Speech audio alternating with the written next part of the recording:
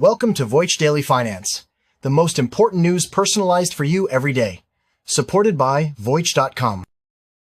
Today we've got three major stories for you. First up, we're diving into the economic whiplash. In the US, inflation is accelerating to 2.9%, while a shocking revision shows the job market created 911,000 fewer jobs, a real bind for the Federal Reserve. Then we'll look at US Energy Secretary Chris Wright's wild bet. He's claiming, I will solve nuclear fusion in 5 years, while also pushing for more oil and warning Europe about Chinese green tech. And finally, we'll cover the breakfast war, where McDonald's is losing out to convenience stores like Wawa, which grew its customer base 11.5% by cleverly using data from your fuel and food purchases. The US economy is sending some seriously mixed signals today. Inflation just hit its fastest pace this year, driven by rising costs for cars, groceries, and household goods. And a big part of the story, one that often gets overlooked, is the role of automated algorithmic pricing systems. Major online retailers can change prices millions of times a day, and their algorithms are designed to react instantly to cost changes like inflation signals. So when one cost goes up, these systems can create a ripple effect, uniformly raising prices across the board faster than ever before. We previously analysed how companies have been buying technology instead of hiring. Algorithmic pricing is part of that same automation wave, only this time it shows up in your cart total. Yet, in the face of climbing prices, the Federal Reserve is still widely expected to cut interest rates. This is the economic puzzle shaking up markets. Consumer prices jumped to 2.9%, and the squeeze is getting specific. The price of tomatoes alone shot up 4.5% in a single month, following a new 17% tariff on imports from Mexico. A while back, we noted that protectionist trade policy had pushed average import duties to the highest levels in a century. Today's tomato tariff is that broad theme hitting the CPI in real time. And this tariff matters because you might think, why not just use robots to pick the tomatoes? The reality is, while we hear a lot about agricultural automation, the technology is not yet mature or cost-effective enough to replace the manual labour lost from restrictive immigration policies. We're in a gap where the tech isn't ready, so when labour gets more expensive or scarce, prices have to rise. We see it in the data, and we feel it at the grocery store. One economist from Berenberg Bank put it bluntly, stating that inflationary policies like tariffs and restrictive immigration are gradually showing up in the hard data and continue to erode consumers' purchasing power. But here's a critical question. How hard is that hard data? The Bureau of Labour Statistics, the agency that collects this information, has recently faced staffing shortages. This has forced them to suspend data collection in certain areas. We previously talked about how traditional indicators miss people in the gig economy and short-term contracts. This staffing shortfall adds even more fog to a dashboard that was already missing pieces. The risk here is that it could increase volatility and uncertainty in the very numbers that policymakers and markets rely on, adding another layer of confusion to an already murky picture. But inflation is only half the story. The real shockwave is coming from the American job market. New data reveals the economy added a stunning 911,000 fewer jobs than first reported in the year to March. On top of that, employers added just 22,000 jobs last month, far below expectations. Continuing our last discussion on the no-hire, no-fire dynamic, where companies slowed hiring without mass layoffs. This downward revision is exactly what alternative data and the Richmond Fed's findings on labour replacing automation were hinting at. Brakes on hiring as firms invest in scalable tech. And the knockout blow, weekly unemployment filings just surged to their highest level in nearly 4 years. A few weeks ago, we noted the oddity of falling claims alongside weak hiring. That divergence just snapped.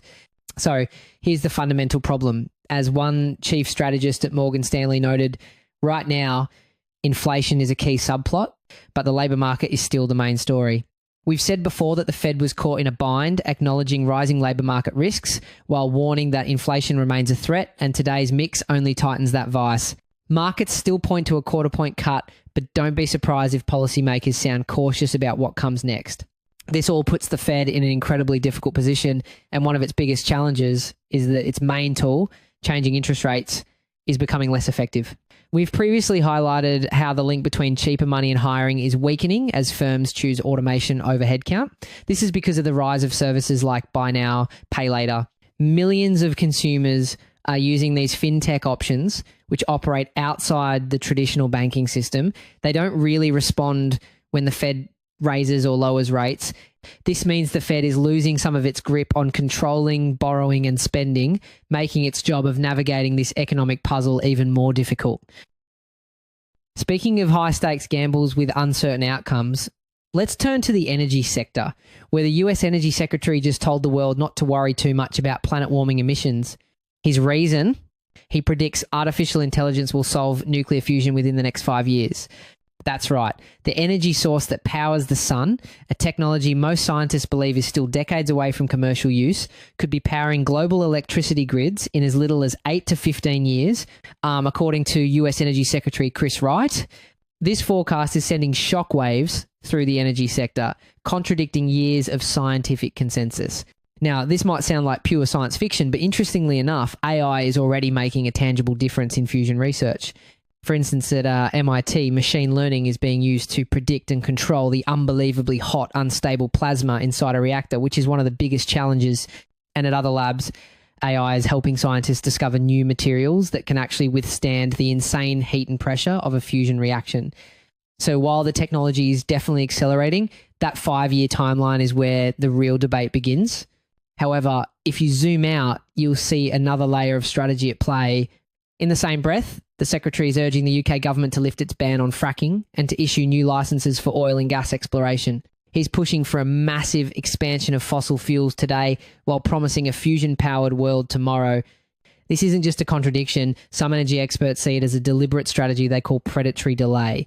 The idea is you promote a far-off, perfect solution like fusion energy to create optimism and excitement. This makes it easier to justify delaying the hard, immediate work of decarbonisation, allowing for the continued expansion of profitable fossil fuels in the short term. It's a way of saying, don't worry about the mess today because a miracle is coming tomorrow. This is where the situation takes a more complex turn, with a stark geopolitical warning to Europe about its reliance on Chinese renewable technologies. The Secretary's direct quote, "It looks like the Chinese could control what's going on with your energy system." He argues Europe's green transition is driving deindustrialization. The fear here is that whoever wins the fusion race could create a new kind of energy cartel, replacing OPEC with a powerful fusion PEC. This all comes as the Department of Energy stands by a report claiming the threat of climate change has been exaggerated. That report, which states sea level rise is not accelerating, was condemned by over 85 international scientists as being riddled with errors and based on cherry-picked data. The Secretary's response?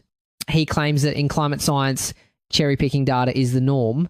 When we place the Secretary's claim alongside how government science actually works, the contradiction becomes clear. The entire system of government-funded science is built to prevent exactly what he's describing.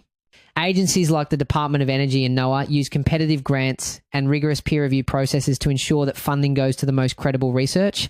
There are strict policies in place for data sharing precisely to stop researchers from hiding or cherry-picking results. To suggest that this is the norm dismisses the very safeguards designed to protect scientific integrity from political pressure. The US is now simultaneously championing fossil fuels, dismissing current green tech subsidies, and making an unprecedented bet on an AI-driven fusion breakthrough. This all leaves us wondering, is this a maverick vision for energy dominance or the most high-stakes gamble in modern history? From a high-stakes race for future energy, let's come back down to earth and talk about a battle happening right now over your breakfast. Morning meal traffic to fast food chains just rose a sluggish 1%, but believe it or not, visits to convenience stores for breakfast surged a staggering 9%. This isn't a small skirmish, it's a major shift in the breakfast battleground, and the giants are feeling the heat. McDonald's CEO Chris Kempczinski went on the record calling the breakfast day part absolutely the weakest day part in the day and admitting it's the easiest meal for stressed consumers to skip or eat at home. The numbers back him up. McDonald's morning visits have dropped from over 33% of its traffic down to under 30% since 2019. And it's not just McDonald's. For the last 3 years, quarter after quarter, morning traffic to fast food chains has fallen, with a recent drop of 8.7%. And while the big chains struggle, something interesting is happening. Regional C-stores are creating cult-following food items. Take Casey's breakfast pizza. It debuted way back in 2001 and has become a Midwest legend, selling about 2.5 million orders a year. This highlights a failure of innovation for the big guys who seem too risk-averse to create something unique, while smaller, more agile players are winning hearts and stomachs. So who's winning? Look at regional powerhouses like Wawa. While McDonald's, Burger King, and Wendy's saw their combined customer base shrink by 3.5% since 2022, Wawa's base grew by 11.5%. The reason for this growth is a secret weapon that fast food chains just can't copy: the data goldmine from selling both fuel and food. They know when you fill up your tank and when you grab a coffee. It's a massive strategic advantage that allows them to create hyper-personalized loyalty programs. Research shows that loyalty members at these stores spend about 12% more. They can offer you a discount on a sandwich right after you pay for gas. McDonald's can't do that. This isn't just about price. It's a strategic takedown. Convenience stores are offering wider variety, from made-to-order sandwiches to protein shakes and energy drinks, all in one stop. They've taken a page from the fast food playbook, and now the dynamic has flipped. Fast food chains are looking at convenience stores and asking, what is working? Now, get this, it's working because of a massive, often unseen investment in technology. These aren't just gas stations with a microwave anymore. They are installing sophisticated, modern kitchen equipment, real-time inventory systems to keep food fresh, and even self-order kiosks.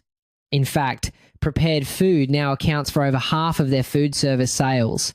They're not just copying the fast food playbook, they're upgrading it with tech. Perhaps the most telling fact might be this.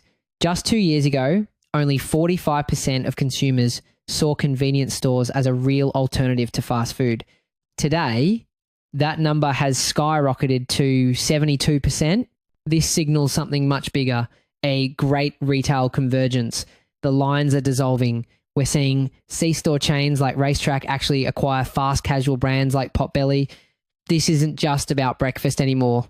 It's about a future where the difference between a fast food joint, a convenience store, and a small grocery store completely disappears, creating brand new hybrid businesses. The breakfast king is losing its crown, one gas station at a time. That's it for today on Voice Daily Finance. Follow, share, and stay tuned for daily updates coming your way tomorrow.